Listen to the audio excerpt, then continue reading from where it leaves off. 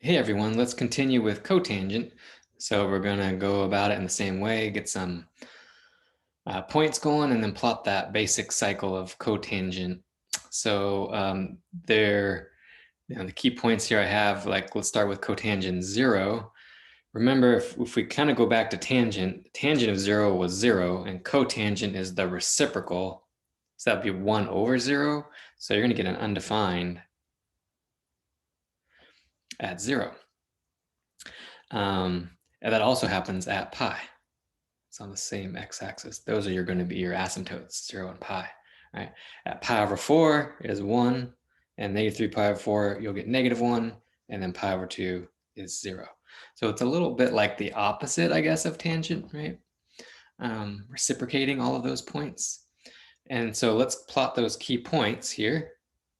So that's pi over 4 right there, pi, 3 pi over 4, sorry, pi over 2, 3 pi over 4, and pi. And then 1, 2, negative 1, negative 2, something like that, okay? And then we can plot those. We have asymptote at 0, asymptote at pi. At pi over 2 is the midpoint. And then quarter points are here and here. Right? Notice how it's opposite direction as tangent. Right? So the tangent went and increased from left to right. Cotangent decreases from left to right. Okay, so there's your one basic cycle. I outlined some bullet points below to help graph other things, but you're always going to refer to that basic cycle. It's going to be that basic look, and then stretch it, flip it, shift it. So that's a little different than cotangent. I mean, you still have that period of pi over b. Now, the way I graph this one is the first asymptote is at the phase shift, right? So, because you're kind of thinking about where 0 is going to end up. There's an asymptote at 0. If you have a phase shift, that's kind of your new 0. So you have your first asymptote at the phase shift. And then the second asymptote is going to be a full period away. Like here it's pi, right? But your other asymptote, just add the period to the phase shift. And then the midpoint is halfway between those asymptotes. It's right in the middle of the asymptotes. Okay. If you want, you can do that little formula if that helps. But usually you can just eye it. It's just right in the middle of the two asymptotes. You'll have an intercept.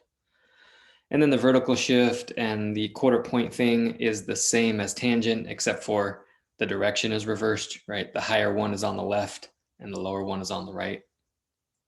Okay. And then you have that reflection thing if you have a negative out front. Okie dokie, let's try one. So let's graph this function. So the first thing I'm going to do is find the period, which is pi divided by b. In this case, b is 4. There's your b. Okay, so the full period is pi over 4. So I would label that here. This one's going to go from 0 to pi over 4. Half of pi over 4 is pi over 2. You can label as many of those as you want, but that's probably plenty. And then I just know what's going to happen. I'm going to have an asymptote here and an asymptote here. And then the midpoint right between them. Okay. And then this defines your stretch. So I'd probably label 1/2, 1, 1.5 in that scale. And that'll be a negative 1/2, negative 1, negative 1 and 1/2. And then remember cotangent, the higher quarter point is to the left, the lower quarter point is to the right. And I'm right at the 1/2 markings, right? Because that's what my A is. And there's no vertical shift or anything. All right, so that's the graph. Then I can connect the dots. And I've got my one cycle of cotangent. We could try one that's a little more complicated. It has a this one has a little vertical shift in it, which we can handle. Okay, so for this one, let's find the period, which is pi divided by b, in this case 2. that 2 right there. Right, so I would label this point pi over 2. And then I know I'll have an asymptote at 0 and at the period for cotangent. There's always an asymptote at 0 for cotangent unless you have a phase shift, then it's going to shift that asymptote, right? So that's the key. And then now let's look at, before we get that midpoint, because we do have this vertical shift down 1 unit, I'm going to think about my new x-axis as down 1, right here. Think of your x-axis right there, right? So ignore that old x-axis. That's like your new x-axis.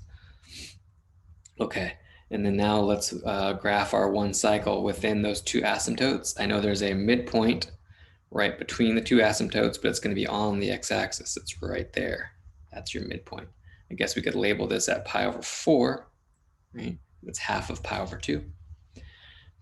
Okay, and then we're going to have we'll have to get the quarter points lastly, which is this stretch of 2, and it's from that x-axis, right? So I need to go up 2 from that new x-axis and down 2.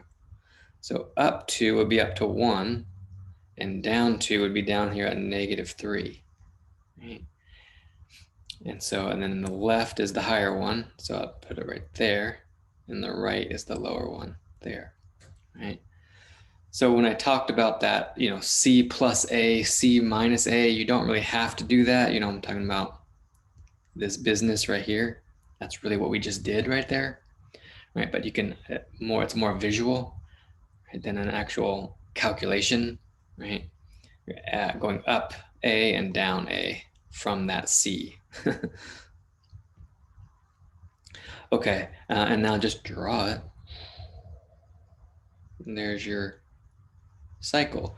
Now this one did request 2 cycles, so we're going to do another one on the other side. Let's put our asymptote here. That's -pi over 2 out there, right? And then it's just symmetric though, right? There's that point, and that point, right? That's how it just matches. So just copying what you did over there into this new interval. Okay, so there's the 2 period interval for that function. Cool beans. Okay. Let's go the other way. So what if we have the graph? We need to find the equation. All right, I know my general I need to find, the A, B, C, D, and then plug them into the general. Okay, so no phase shifts, right? So that's good. Not have to worry about the the D. So what I'm looking at on this one is that it's centered right at the origin. That's a feature of tangent. There's no phase shifts. Right? So I know this is a tangent graph. Okay. And then how about the period is the distance from asymptote to asymptote. For this one, the period is pi. Right? Which tells you then that means that pi over b should equal pi, because that's the formula for a period, right? And so b would have to be 1. Not sure why I did a capital B there. Let's erase that guy. I'm going crazy. B is 1. Okay, that helps. Is there a phase shift? No. How about a vertical shift? Nope, because it's right at the origin. If you have vertical shift, it would be like a point there or something like that, right? Which we don't have that, so no vertical shift, right? So that's a C. C is 0, right? How about an A? Yeah, we do have an A here because this quarter point is up at 2 and down at -2. So there, the A is 2. Also notice that this is the wrong direction for tangent. It's decreasing from left to right. If we go back up to our original tangent graph, here it is, right, from the page 1, it goes and increases, right, from left to right.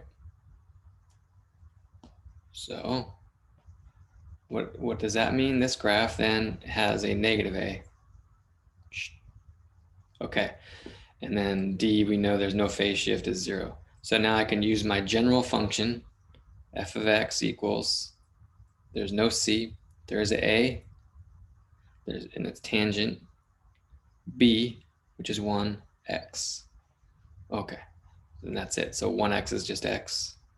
There's the answer. Let's try another one. Let's see, what does this look like? Well, if there's no phase shifts, I have an asymptote here at 0. That's got to be cotangent. All right, so that one's a cotangent. My period is from 0 to pi over 2. So the period is pi over 2. Right? So to find the b, the pi over b should equal pi over 2.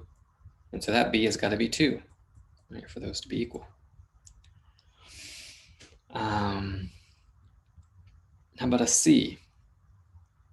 Do we have a vertical shift? Yeah. So that midpoint is not on the x-axis. The midpoint is down here at -1.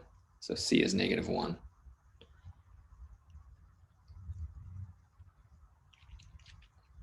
What else? Do we have an a?